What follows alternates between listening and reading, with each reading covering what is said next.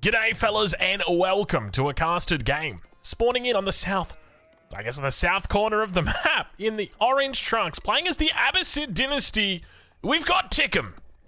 And in the north of the map, in the color blue, playing as the Chinese, we've got Divine DFP, aka Dio Favente Paredes. At least I think that's how you pronounce it. Ladies and gentlemen, welcome. We're finally back on Lipany. That's correct. This game is from the brand new patch, and of course, Lipany has now been added back to the ranked 1v1 map pool. It is great to see this map back, and if you're going to enjoy some Lipany this patch, then I encourage you, leave a like on the video, because there will be many more Lipany games coming up, and the more likes you leave, the more Lipany games there is. That's the way that it works. Now, let's take a look at our spawn, because you never know with Lipany. It's technically an open map, but it's not always open, especially if we look at DFP's spawn. Take a look at this. Divine having a beautiful little wallable choke point up towards this west corner. This, of course, is completely walled off. Oh, my lord. Talk about walls. Here we go. Look at this. This is the dream, isn't it? I mean, it's an open map, but it's not really. It's one of those sneaky old maps that everybody's like, it's open. It's like a high view, right? Like, oh, it's an open map. Don't even think about it. All right, well, there you guys go. There are our players. Now, you might be wondering about who these players are if you haven't already worked that out. So, Divine DFP, one of the best in the game, currently ranked 35 on the ladder. So, pretty damn high. He's got a Twitch stream. If you'd like to check him out, go check it out. It's one of those Twitch streams that you probably don't want to leave on in the background. It's the Twitch stream that you actually want to really pay attention, because he doesn't talk in it. It's so great watching him. I love watching him. But back in the days when I used to play a whole bunch of English, I would go watch Divine's Twitch streams. Oh my god, they were amazing. It's just like, have you ever watched like a Let's Play? I did this just before. I was looking at Starfield, and I just typed in Let's Play, and I just clicked on the one that had no vocals. Like, I don't want to hear you talking. I just want to enjoy the gameplay, and I can do that with Divine. Obviously, you guys don't get to do that here. It's a little bit different. I keep you company, and that's fine. You throw me on in the background, I don't even mind, as long as you listen to my sultry tones. But over on the other side of the map, though, we've got Tikkum. Now, Tikkum, last season, Conk 3. Season before, Conk 3. Season before that, Conk 3. Currently, Conk 3. But he's only just there. He's literally, we talked about DFP, currently ranked 35. He's like 2,000 rating, right? His opponent, Tikkum, currently sitting at about 1,600, barely over 1,600. So quite a bit of skill difference between these two guys, but still within the same kind of ballparks. Like, I would expect the first 10 minutes of the game, Tikkum should have pretty well understood. It's going to be the question about what you do after those 10 minutes. It's kind of that. I don't know if you guys ever played StarCraft back in the days where they had IC Cup, and wow, that was hard. I remember like playing IC Cup at like the C- level, and everybody on there was as good as Boxer. It was insane. And you could not tell the difference between like a C- player and Boxer until like the 12th minute. They were identical. It was crazy. But speaking of crazy, have a look at this Barbican placement. How is that for a Barbican? This is where the town center is. Look how far away this Barbican is. It's not in the middle of the map. So I do like this. This is actually a really solid spot. But I've only got one fear about this. And it's just that it doesn't really feel like it's going to be able to do much. Like, sure, it's a good spot. There's a lot of resources out here. And I think he's probably going to look to try and take advantage of the early deer. But it's really far away. If you get any pressure whatsoever, you're going to fall over. Just someone's going to sniffle on you, and you're going to be, they're not even going to sneeze. It's just like a little, that's it, you're over. You're falling down. So I guess that's always one thing to think about. But let's take a look at DFP. We're right on board with him for a bit. We can see that he's going to be looking to go for that Song Dynasty. Timing up for his opponent, about 4 minutes 10 with the Eco Wing. No surprises there on a map like Lipany. Of course, Lipany, plenty of berries. A lot more berries than your normal map. So it means that civilizations that have berry bonuses, civilizations like your Abbasid dynasty, almost slipped up there. Almost said one of the new civs. Oh, that would have been awkward. Like your Abbasid dynasty, like your Delhi Sultanate, those are the civilizations that are going to not necessarily excel on this map, but they're gonna be able to take advantage of that bonus. Whew, that was That was close. All right, let's move on away from that one because we've got our Song Dynasty coming up. Of course, it is the Imperial Academy in the back of the base here for DFP, and it looks like it's going to be a pretty solid one. Very close walk distance with the mill, very close walk distance on that mining camp, and of course, when the inevitable lumber camp comes down, it's going to be pretty damn good on that. Should actually get a decent coverage on that lumber camp. Don't think you'll get on this one wood line. So overall, really solid base here from DFP. I suspect we'll see a second TC. Coming up shortly, though, there are no villagers on stone, and he does have Song Dynasty already underway, so we'll have to check back in with him. Let's ride on board with Tickum, though, and see how he's ticking those boxes. Or maybe we should check whether he's... I'm trying to think of a way to put Tickum into a sentence, into a pun, because obviously, you know, we talked about boxes. What's important is that you tick them. We got it. We nailed it. And second TC going to be coming down here on the stone. You guys know what that means. That means that we're going to be seeing a third TC, which is definitely the right choice up against the Chinese, because if they go for 2 TC, you don't want to get outscaled. He spots the villagers. He sees a little bit of movement here. He sees Vils moving over towards the stone outcropping. And take a look at this. We got ourselves a double banger. It is a mining camp in between, stuck between 2 mines. 2 mines, gold outcropping. I mean, there's a vein and there's an outcropping, so technically not 2, but it's stuck between 2 nodes. Let's just say that. It's kind of like ferns, but not as green. But over on the other side of the map, riding on board with Tickum, and we can see he's actually rallied this TC over onto stone. So he's going to be looking for those cheaper TCs. I suspect he's probably going to just leave it at 3 TCs here. It's one of those things where there's diminishing returns. I mean, I say diminishing returns. I think that's probably the best way to say it on that 4th town center, that 5th town center. Obviously, you can go for it. Nothing against it. But I feel like 3 is definitely where you maximize that power spike. And one of the things I love to see from the Abbasid dynasty, something we often see in this matchup is... I don't really know how to explain it other than... You know, in swimming... right? And I'm not talking about like the 50 meters. I'm talking about like the 100 meters. Let's just say, or even like the 200 meters. You know that push off the wall that they do? Like they'll finish a lap and they'll do the flip and then they'll push off the wall. That's the way that I see the Abbasid dynasty when they hit Castle Age. They are literally pushing off that wall, and they've got so much speed when they come off that wall. Like that's the way I imagine it, or that's the way I see it on the graph. So whether we're actually going to see Tickum go for that, he's still got a lot of vills on wood at this point, so I'm kind of curious. Tickum, are you going for 4 TCs? Don't make me one of those guys who says things and then you go and do it differently. All right, Tickum going for 4 TCs here. A little bit. Look. I feel like you can do with 3 TCs whatever it is that you want to do with 4 TCs, unless whatever it is that you want to do with 4 TCs is to build 4 TCs, in which case you cannot do that with 3 TCs. That is one of those strictly not possible things with the TCs. But yeah, I mean, that's essentially how I see it. I love that sort of Castle Age timing. With the Abbasid dynasty, it's going to be a little bit slower here, though, in going for that 4th TC. Obviously, taking pretty good advantage of this bonus. Of course, we're talking about Fertile Crescent, which reduces the cost of your town centers by a pretty significant amount. Also reduces the cost of every other economic building here, including your farms. Makes your farm transition a little bit easier.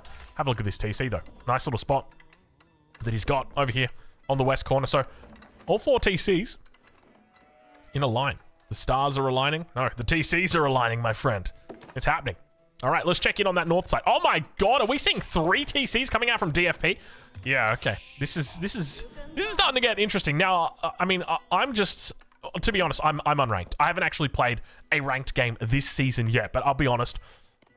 I was speaking to my wife earlier today, and I said, Boo, because that's what I call her. I call her Boo. I said, Boo, I have been feeling something today that I have not felt in a long time for Age of Empires 4. She said, what's that? And I'm like, motivation. Motivation. Motivation. I'm so into it. I've been playing a couple skirmish games. Like, I was playing skirmish games yesterday. I was just having fun, like, playing around with Chinese, seeing what kind of timings I can get on my build orders.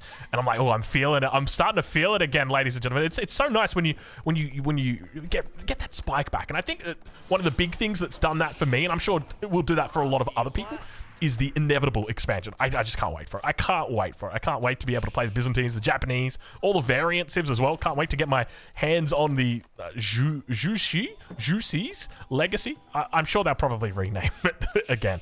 But anyway, look, it's an exciting time. I look at 4 TC or 3 TC Chinese, and my main fear is that it's like you're spending so many resources on villages that you're not making units. That's my biggest fear. But I guess both of these players are playing pretty greedy here. So realistically, it's going to be the case that I suspect we're probably going to see pretty close on age up times, because normally Abbasid Dynasty are going to click up before the Chinese, but the Chinese will catch them because they've got the faster build speed. So you've kind of got this civilization that can't change how fast it ages up here in the House of Wisdom of the Abbasid versus the civilization that ages up super duper fast on that side in the north, that being the Chinese. So let's have a look and see which landmark he goes for, or which wing. I'm assuming it's the military. It is, of course, the military wing. Going for that composite bows. Now, keep in mind, this tech has been nerfed. The number hasn't changed on the technology. However, there was a bug fix. And, I mean, I don't really want to call a bug fix a nerf, but let's be honest, that's what it was. It was a nerf. It's the classic case of, oops, the numbers were lying. We made it so that the numbers weren't lying. So it means that your archers, which let's just take a look at comp bows, because that's what's going to be important here. Composite bows increases the attack speed of those archers by 33%. That number was lying. I think it was giving a little bit closer, maybe like 50% extra attack speed, something around that region, maybe like 43, 46. I don't know. I'm making up the numbers. You guys get where I'm coming from. It was more than that. We can say that much. Over on the other side of the map, though, we're right on board with DFP. We'll see how he's doing, because his castle age should be through very, very soon as well. And you can see, look at the timings here, okay? So you're about halfway on that castle age for Tickham.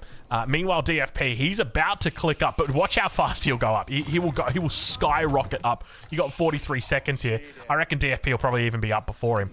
Plenty of vills here on gold. You want to leave these guys on gold. You don't want to age up with these ones, because there's so many things that you want to spend your gold on once you've aged up. But it looks like we might have those villagers now beginning to move into position. Which landmark are we going to get? Let's have a look and see. Has he switched it up?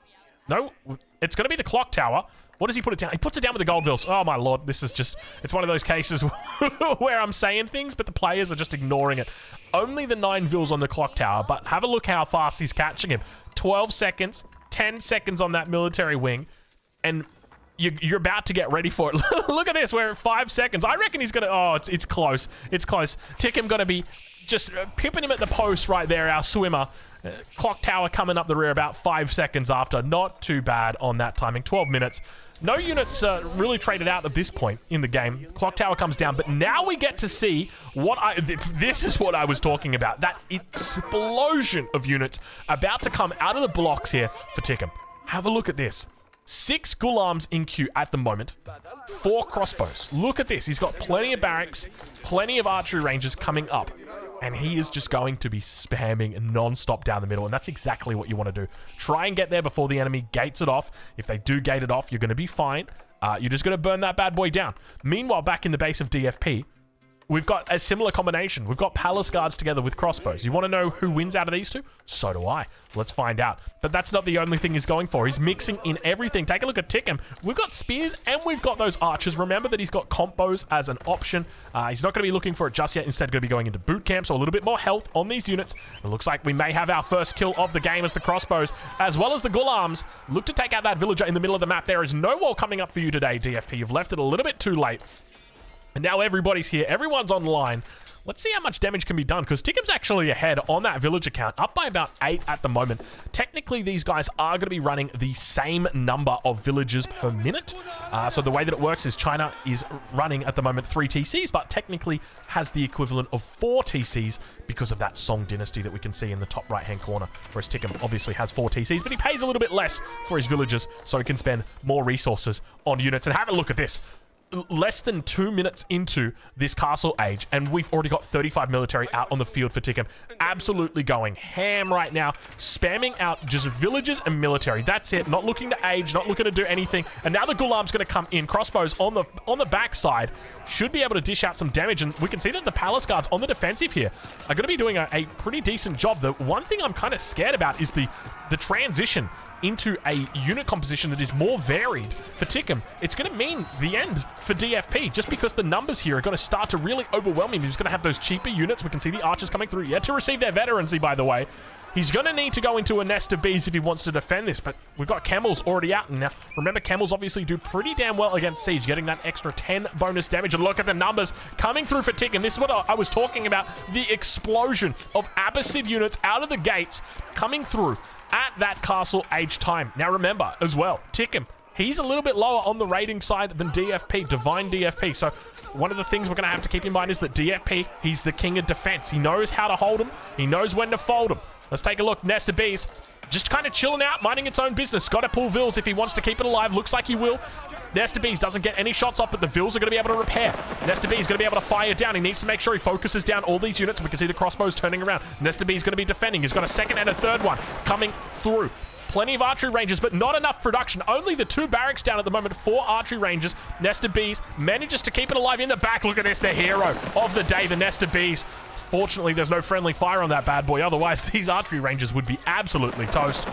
And manages to take out another spearman at pretty close range. But oh no, he wasn't paying attention, and neither was I. Second Nest of Bees is out, though. Let's see if he can manage to squat a couple more archers, a couple more range units here. Second Nest of Bees manages to hold it off. And just like that, DFP gets himself back in the groove with things. He's lost 10 workers so far. Make that 11. There's going to be a few more going the way of the dodo shortly as that poor Imperial official. No, sir. Sir, I promise you, it's not worth it.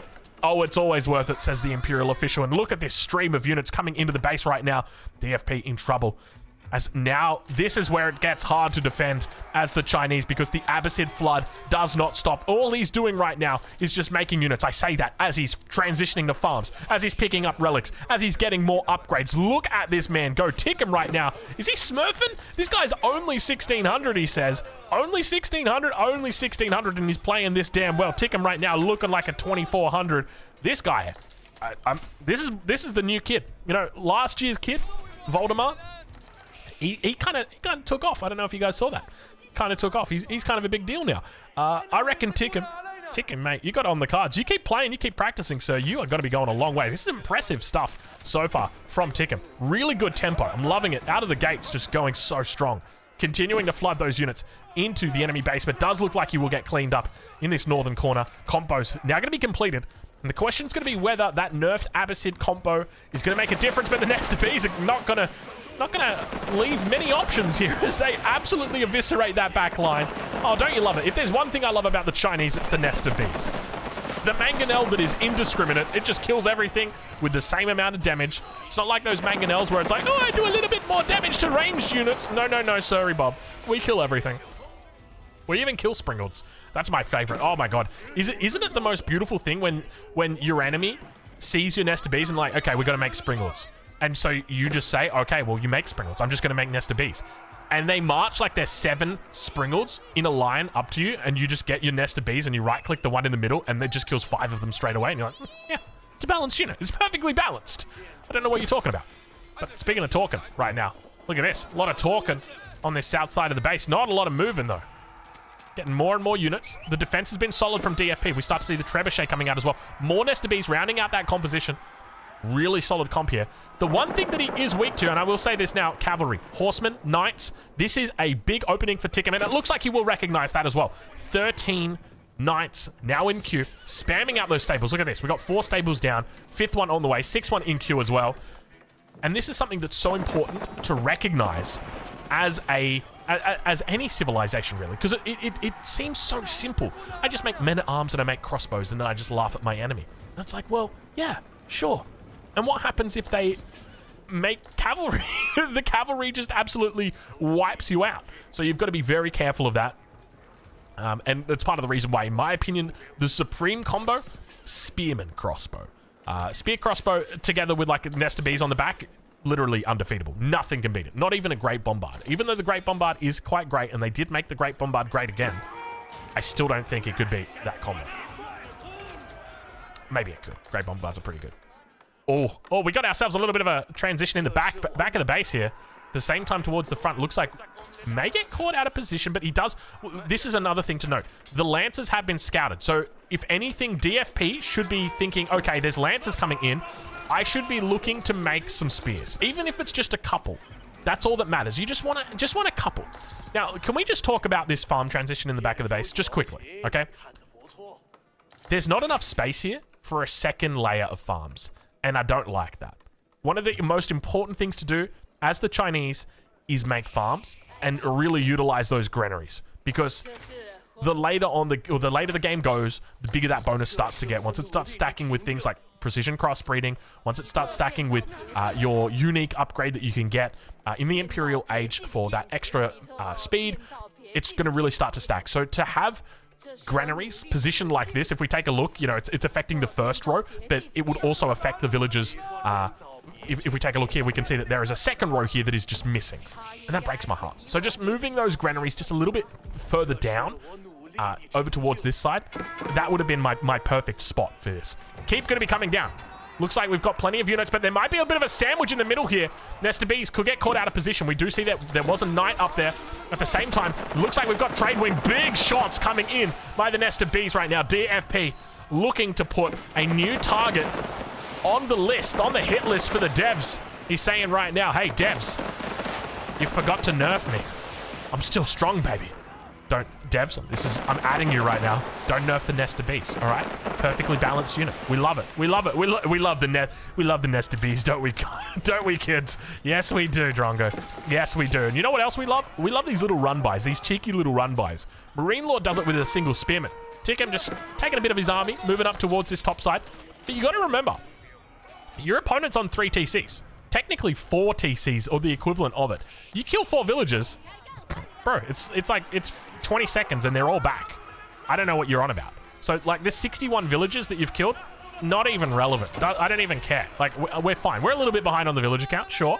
We're still in the game, though. We got so many TCs. And I think if there's a saving grace for town centers or making more town centers, it's that theory from AoE 2. Because in AoE 2, you do see it. You do see players make, you know, 10 TCs.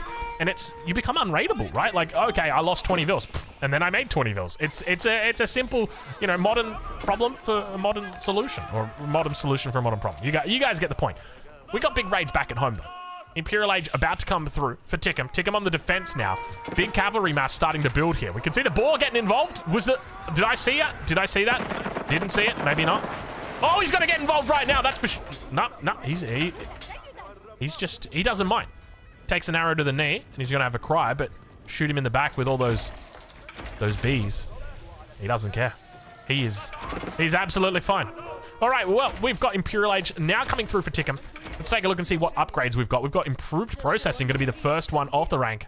And then we've also got the elite archers on the way. Keep in mind, he does already have that composite bows technology coming in. So expect to see a university thrown down. Expect to see incendiary arrows thrown down as well very, very soon. I'm going to have a look and see whether I can spot that university. I don't see it just yet. It's always one of the things I harp on about. Whenever you're looking for that age up, whenever you're thinking to yourself, okay, I might go for that Imperial Age or that Castle Age, make sure you focus on collecting gold. Oh my God, have we been off income income per minute for like the last, how long has that been? I'm so sorry, guys, for the last 12 minutes. We normally turn it over at the 10-minute mark. So apologies to all you guys that are going to be commenting before this apology. You can edit your comment. I mean, you can leave it there. I don't mind. Sorry. I wish there was a way that, you know, I kind of wish it would just automatically turn, or like if they gave us an option, you know, automatically change it to income after 10 minutes. That would be really nice. But look, that on my list of suggestions, that's right at the bottom of everything else that's not being done, so don't worry. All right. The north of the map, we got ourselves a little bit of a distraction raid. Not a whole lot here. You will have to address this in the next 60 seconds. But speaking of addressing things in 60 seconds, the Nesta Bees completely unguarded in the middle of the map. DFP, one single mistake may cost him the game right here, right now. 4 Nesta Bees will go the way of the dodo. 5th one may potentially go down, as well as the spears make their way to the front. Palace Guard's going to be looking to come up the rear, trying their best to clean it up. But now we've got those elite archers yet to receive their incendiary arrow upgrade. But I tell you what, they're a lot scarier now that I've got no Nesta Bees in my back pocket. What am I going to do? That's I'm hearing like Bitcoin. Like, what am I going to do? I just don't know. What are you going to do at this point? If I'm DFP at this point, I'm dropping down a siege workshop. I'm supervising it, and I'm spamming. I'm absolutely spamming right now Nesta Bees. That's what I'm doing. But one of the other things to note, you're up against Abbasid. They do have access to the Culverin. So do you really want to make Nesta Bees out of a siege workshop versus out of an astronomical clock tower, which gives you that extra 50% health? That's a pretty big ask, and it is the difference between getting 1 shot or getting 2 shot. No, nest of bees. Had you learnt nothing from your 4 brothers and sisters? Oh, he didn't live. It was so close. It was the last shot. But there it is coming in now. The stone wall on the south side will come up. Archer's going to be able to shoot over the top. Second nest of bees finally out. I say second nest of bees like it's only the second one in this game. But I tell you what, we've had a few more than 2. That is for sure. Numbers looking pretty good for DFP. Keep in mind, he's an age behind. He's going to be looking for that Imperial Age, and you know exactly where it's going to be going down here. He wants to defend that choke in the middle. He's got stone walls up only in that spot. Everywhere else, it's got palisades. So it does leave him somewhat vulnerable on those edges. You know, you throw down that landmark right here, and all of a sudden your enemy's attacking from the north. Wouldn't be the first time. We've seen it before. All right, DFP down 20 population. Great Wall Gatehouse going to be coming down, but he's not going to be throwing it down in this spot. Instead, going to be going somewhere else. I don't even know where he's... Oh, he's gone for a little bit of a safe spot up in the corner. Wants to keep it all together. And now cavalry once again coming through. He's got the elite upgrades on those horsemen. Nest of bees shots onto the mass. He finds plenty of them. At the same time, horsemen going to continue moving towards the north. He's got double-sided villages building up this Great Wall Gatehouse. When it comes up, the raid will be taken care of. You can see 96 workers taken care of this game by Tickham. But unfortunately for Tickham, it looks like he's going to be losing these cavalry units pretty damn quickly. Look at this. Good luck ever raiding through this. There is just so much fire covering each of these villages here. He's also got the spear just for the little cherry on top. So now we get back to the villages. I mean, just look at this, right? 3 TCs making villages every 15 seconds. It's difficult to raid somebody who's got that much production when it comes to their economy. The one thing that I will say Tickham has got going for him right now, which I don't think he started just yet, is trade. Trade is this trump card that you've got in the late game. We know that he went into the trade wing. He went economic wing, he went military wing, then he went into the trade wing. We see that he's picked up one of the techs, 2 of them still yet to be received. There's the university. Upgrades on the way through. And over on that west side, we've got the trade post. Safely behind the walls. Even though they're only palisades, they're still safely behind the walls. Nest of bee numbers starting to build here. Has he picked up the upgrades just yet? Only the chemistry, which obviously comes in for free, is the Chinese. He's going to be able to pick off that back line, and once again, we can start to see the difference between your top 20 or top 30 players like Divine DFP and your just conqueror players like Tickham. It's starting to fall apart. You know, we talked about that earlier. The difference between players at 10 minutes is going to be a lot different between these 2 players at 30 minutes because Tickham, you know, he might... Oh, my lord, look at the trade. Oh, I didn't even realize. Tickham's trading down to this corner. Oh, I thought he'd just trade across over here. You'd get much better numbers. What kind of numbers? 28? He's going to the House of Wisdom. Amateur mistake. There we go. 59. That's a lot better. Needs to set that House of Wisdom away from being his homeland or his home market. Wants to make it this one down here. I mean, ideally, you want to make one that's up over here and then just trade across to that. That's going to be getting you some much better numbers. You always want to be looking for as long as possible on those trades.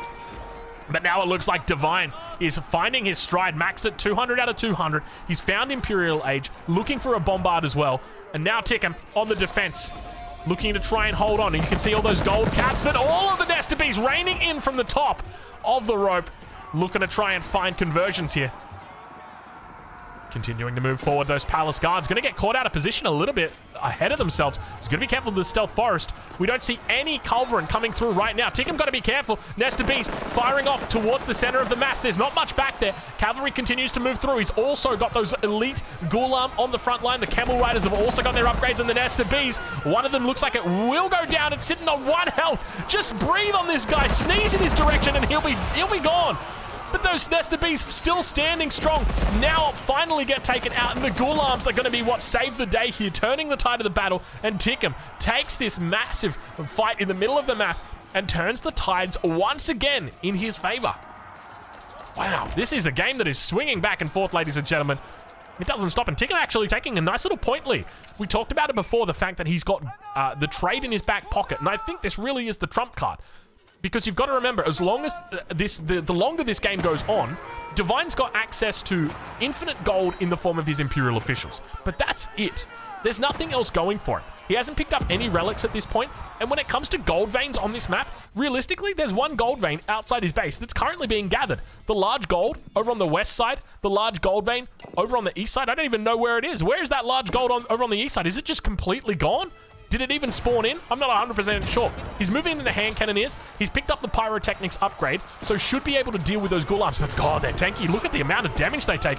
Even 300, oh my God, they got so much health. 310 health. They take like 9 shots from hand cannoneers. That's a lot of damn shots. Elite army tactics coming through for DFP. A little bit more tankiness on that front line now. Bombard, bombard. Oh, it's the alien reproduction vehicle. It's come out. They've changed the tech. It used to be just the mangonels, but now the bombards have got it too, ladies and gentlemen. Watch out. It is happening. The aliens. Don't worry, I'm still all aboard the alien train. I don't know if you guys are. Google David Grush if you haven't already. Check it out. Find out more. I feel... oh, gosh. I gotta be careful. Not really. I mean, I'm fine. But anyway, this is not looking good for DFP. He's gone into hand cannoneers. Look at the gold income. He's got 369 gold. Where does he even go from here? I feel like if you go into spears, I mean, was spear Nesta B the play? Maybe it was, but look at the numbers just coming through from Tikkum right now. It's that classic Abbasid Imperial Age economy supported, and the game is just over right there. Tikkum just eviscerating Divine DFP on a beautiful point. That was just absolutely amazing. Fellas, if you've enjoyed this game, make sure you leave a like down below. Make sure you check out Divine DFP. I'll leave a link in the description for him as well. And make sure you pre-order the Sultan's Ascent. It's coming out this November. I'll see you guys later.